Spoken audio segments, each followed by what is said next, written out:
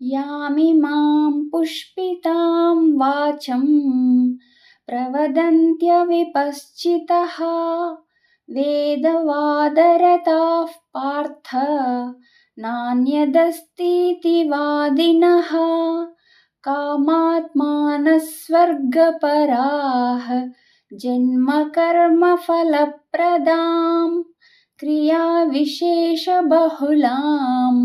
భోగైశ్వర్యగతిం ప్రతి భోగైశ్వర్యప్రసక్తానాం తయాపహృతచేతసాం వ్యవసాయాత్మికా బుద్ధిః సమాధౌ న విధీయతే. భావము: ఓ అర్జున, వివేకహీనులైన జనులు ప్రాపంచిక భోగములయందే తలమునకలయ్యుందురు. వారు కర్మఫలములను ప్రశంసించు వేదవాక్యముల యొక్క బాహ్యార్థములయందే ప్రీతి వహింతురు. వాటి అంతరార్థముల జోలికే పోరు. స్వర్గమునకు మించినదేదియూ లేదనియూ అదియే పరమప్రాప్యమనియూ వారు భావింతురు.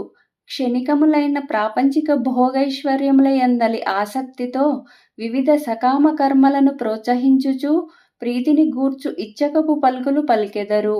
ఆ ఇచ్చకపు మాటల ఉచ్చులలో పడిన భోగైశ్వర్యాసక్తులైన అజ్ఞానుల బుద్ధులు భగవంతుడు లక్ష్యముగా గల సమాధి యందు స్థిరముగా ఉండవు అని శ్రీకృష్ణ భగవానుడు అర్జునుడితో పలికెను. త్రైగుణ్య విషయా వేదాః నిస్త్రైగుణ్యో భవార్జున నిర్ద్వంద్వో నిత్యసత్వస్థః నిర్యోగక్షేమ ఆత్మవాన్. భావము: ఓ అర్జున, వేదములు సత్వరజస్తమో గుణముల కార్యరూపములైన సమస్త భోగములను గూర్చియు వాటిని పొందుటకై చేయవలసిన సాధనలను గూర్చియు ప్రతిపాదించును. నీవు ఆ భోగముల ఎడలను వాటి సాధనల యందును ఆసక్తిని త్యజింపుము.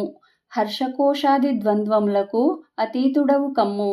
నిత్యుడైన పరమాత్మయందే స్థితుడవు కమ్ము. నీ యోగక్షేమముల కొరకై ఆరాటపడవద్దు.